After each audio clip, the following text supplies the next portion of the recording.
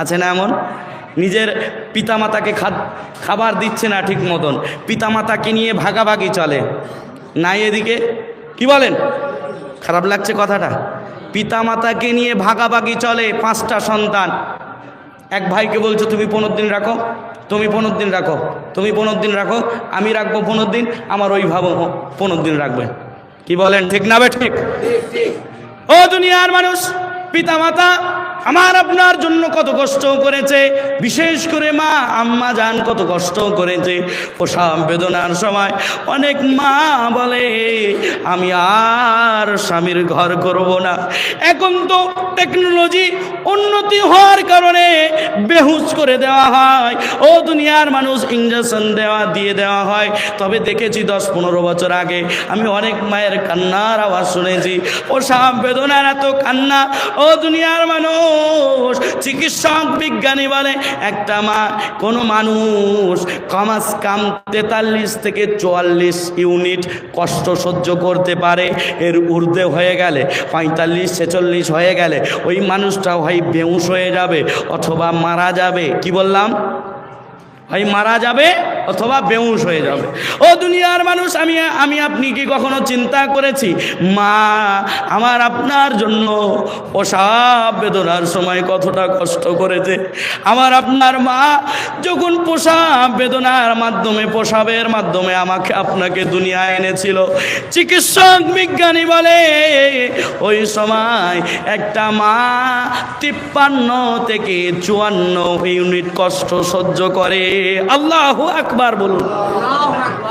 এত কষ্ট সহ্য করার পরে ও দুনিয়ার মানুষ, প্রাণ যাই।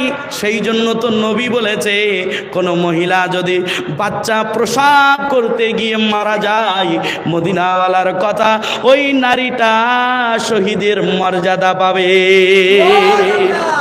আমার আব্বা জানেরা, আমার ভাই জানেরা, মাকে কখনো কষ্ট দিবেন না। ব্যবসায় উন্নতি হচ্ছে না, ব্যবসায় উন্নতি হচ্ছে না, মায়ের কাছে দৌড় দেন।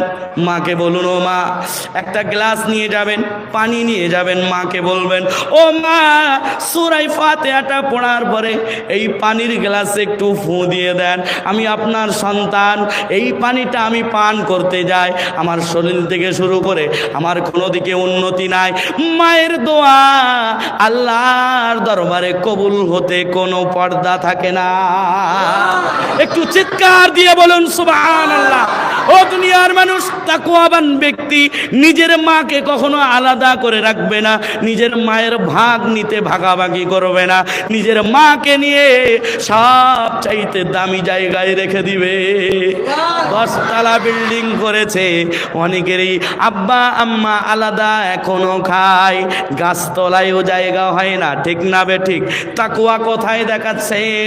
অনেকেই আছে মজলিস পর্যন্ত করে, কিন্তু নিজের মাটা বোনের বাড়ি বাড়ি ঘুরে বেড়ায়, ছেলের কাছে খাবার উপযোগী এখনো হতে পারে নাই। আছে না নাই?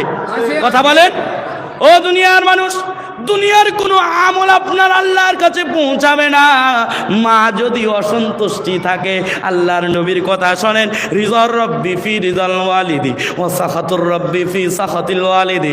আল্লাহর নবী বলেন পিতা মাতার সন্তুষ্টির ভিতরে রব্বুল আলামিনের সন্তুষ্টি লুকিয়ে আছে।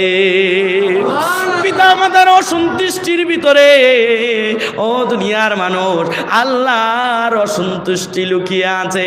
পিতামাতা যদি খুশি হয়ে যায় আল্লাহ খুশি হয়ে যাবে, পিতামাতা অসন্তুষ্টি তো আল্লাহ অসন্তুষ্টি। যদি নিজেকে সফলতার দিকে নিয়ে যেতে চাও ও দুনিয়ার মানুষ, ভুল যদি করে থাকেন জনম দুঃখিনী মার কদমে লুটিয়ে পড়ে মাকে বলবে আম্মা জান ভুল হয়ে গেছে, আর ভুল করব না, আর কষ্ট দেব না।